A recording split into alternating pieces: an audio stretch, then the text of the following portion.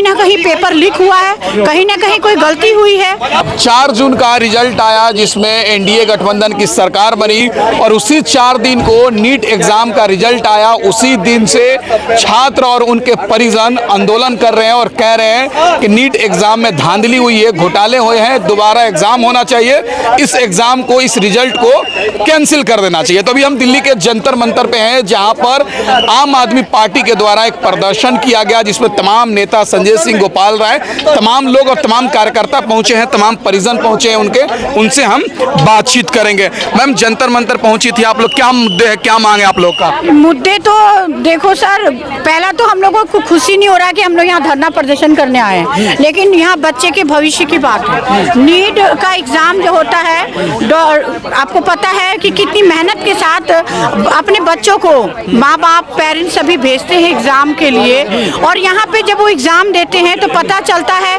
कि एक ही रैंक के 67 से जो लाइन के जो बच्चे हैं, एक ही क्लास के करीब टोटल 67 जो भी स्टूडेंट है, 720 रैंक सबको एक जैसा आया। तो टॉप तो हमेशा 1 या 2 होते थे एक साथ, इतने सारे बच्चे कैसे हो गए? इसका मतलब है कहीं ना कहीं पेपर लीक हुआ है, कहीं ना कहीं कोई गलती हुई है, तो ये नहीं होना चाहिए।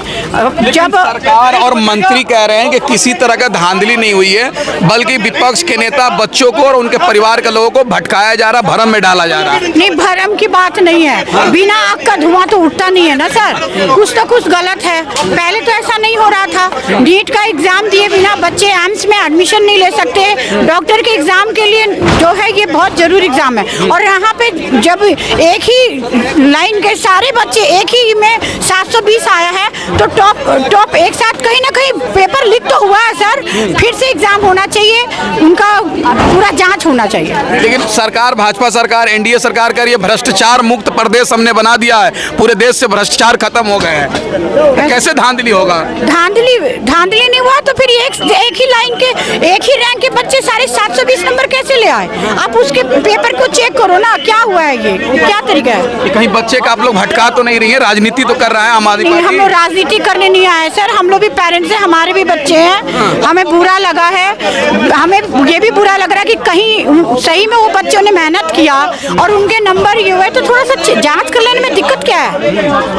लेकिन जनता खुश है, तभी तो भाजपा चुनाव लगातार जीत रही है, अभी फिर जीत गई। नहीं, देखिए कोई भी नेता बुरा नहीं होता है और ना ही कोई पार्टी बुरी होती है, ना तो मोदी बुरे हैं ना केजरीवाल बुरे हैं, सभी काम करने और ईमानदारी से काम करने वाले लोग हैं। लेकिन बीच का सिस्टम कहीं ना कहीं कोई बेईमानी कर रहा है, जो पैसे के चक्कर में पेपर लीक कर रहा है, क्योंकि कभी भी कोई एग्जाम हो रहा है पेपर लीक हो जा रहा है, स्टूडेंटों के भविष्य के साथ खिलवाड़ हो रहा है, वो गलत हो रहा है। तो छात्र कहाँ आंदोलन कर रहे हैं? आप ही लोग तो आंदोलन कर रही हैं। तो छात्र तो आत्महत्या कर रहे हैं ना, वो क्या करेंगे? हम लोग आए हैं, हम लोग दुखी हैं इस बात से कि बच्चों के साथ गलत हो रहा है। हम बच्चों के लिए आवाज उठा रहे हैं कि उनके पेपर का जो भी बात हुआ है नीट के एग्जाम का, उसे पूरी ईमानदारी से जांच हो। उम्मीद है आप लोग की मांग पूरी होगी? सर होगी, जरूर होगी। अच्छा, क्या कहेंगे आप लोग? जंतर मंतर पहुंची है, हाथ में धांधली, नीट एग्जाम में धांधली, लाखों बच्चों का भविष्य बर्बाद, क्या कहना चाहेंगे? ये देश के लिए बहुत ही खतरनाक है, खतरे की घंटी है। शिक्षा समाज के लिए फ्री होनी चाहिए और शिक्षा के क्षेत्र में कहीं किसी भी आम आदमी से लेके मंत्री तक किसी को कॉम्प्रोमाइज नहीं करना चाहिए, और शिक्षा मंत्री को कहना चाहिए कि जिसने भी धांधली की कड़े से कड़े कार्रवाई इस पे होगी। अगर शिक्षा मंत्री कहता है कि ऐसा कुछ नहीं हुआ, ये हमारे लिए बहुत दुर्भाग्य की बात है। ऐसा शिक्षा मंत्री हमें नहीं चाहिए। और 1 करोड़ 1.5 करोड़ में अगर इस तरह की सेटिंग होती है, जो वो बच्चे जो कड़ी मेहनत करते हैं, जिनके पेरेंट्स की कमाई, गाड़ी कमाई लगी हुई है, उनका दिमाग में क्या आएगा?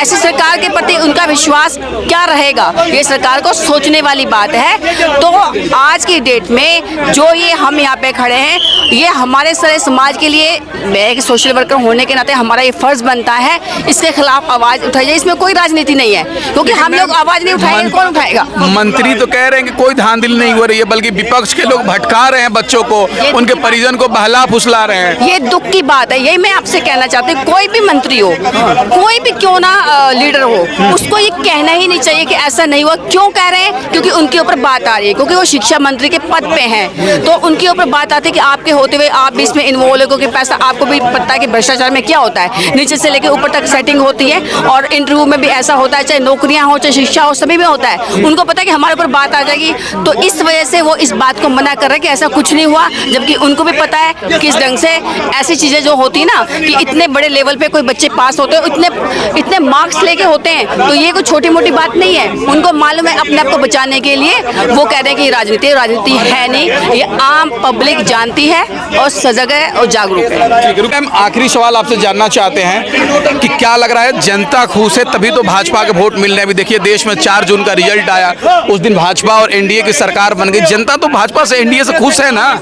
आपको मैं एक बात पूछना चाहती हूँ, आपसे भी मीडिया में हो, समाज के अंदर बिहार और यूपी जैसा एरिया जहाँ पे बहुत ज्यादा इलिटरेसी है, लोग भोले भाले हैं, उनको भी समझ में आ गया कि अगर संविधान के साथ कहीं छेड़छाड़ हुई तो देश का भविष्य खतरे में है। उन्होंने वहाँ पे परिवर्तन कर दिया। तो दिल्ली जैसा राज्य, दिल्ली जैसी स्टेट जहाँ पे इतने सालों से जहाँ पे हमारी आम आदमी पार्टी शिक्षा पे काम कर रही है, तो वो स्वास्थ्य पे काम कर रही है, तो वो लोग जागरूक हैं। यहाँ पे मैं सरेआम में साफ कहूँगी कि ईवीएम में या कैसे न कैसे करके पूरा प्रशासन इन्होंने लगा के इसमें भी धांधली हुई है। साथ की साथ सीटें जो आई हैं, ऐसा नहीं हो सकता। दिल्ली का जो कार्यकर्ता है या दिल्ली का जो हमारी जो आम जनता है बहुत जागरूक है, इसके अंदर भी कहीं ना कहीं हमें शक नजर आता है। सातों के सातों हार गए दिल्ली आप लोग, वो भी गठबंधन में, इंडिया गठबंधन। मैं वही तो आपसे कह रही हूँ कि पहले तो होता था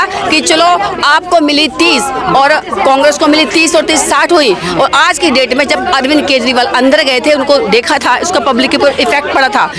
अरविंद जी का अंदर जाना, अलायंस का इकट्ठा होना बताता था कि संविधान को खतरा है। इसके लिए लोगों ने भी एक मत बनाया था, और जिस ढंग से हमने जो ग्राउंड पे देखा, हमें लगता था कि ऐसा नहीं हो सकता, एक भी सीट ना आए। तो इतनी सीटों का इकट्ठे आना, तो हमें इस पे शक है, हमें इसमें संदेह है। लग रहा उम्मीद है बच्चों के न्याय मिलेगा। देखिए, हमें इनसे वो बच्चियां जो पहलवान जंतर मंत्र पे बैठी थी, हमारे किसान जो 700 जिन्होंने जाने गंवाई हैं, और हमारे ये आपका मणिपुर में जो महिला के साथ हुआ है, और जो आपकी बिल्किस बानो के साथ हुआ है, सबको देखते हुए हमें उम्मीद तो कम है। पर जैसे हमारे जज हैं, जो जस्टिस हैं, जिन्होंने अभी चंडीगढ़ में जो हुआ और उसके बाद जो न्याय उन्होंने कोर्ट के माध्यम से जो फैसला दिया, या अभी पानी को लेके हिमाचल या अभी हरियाणा के लिए उन्होंने कहा है कि दिल्ली को पानी दिया जाए, उनके कुछ जजमेंट हमें लगता है कि हम उनसे उम्मीद की जा सकती है। सरकार से हमें कोई उम्मीद नहीं। ठीक है, बहुत शुक्रिया। नाम क्या हुआ? मेरा नाम गुरमीत कौर है।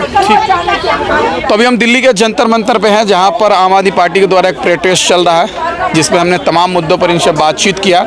इस वीडियो के बारे में आप क्या सोचते हैं, इस कमेंट करके बताएं, और हमारे चैनल से नहीं जुड़े तो सब्सक्राइब करके जुड़ जाए। धन्यवाद।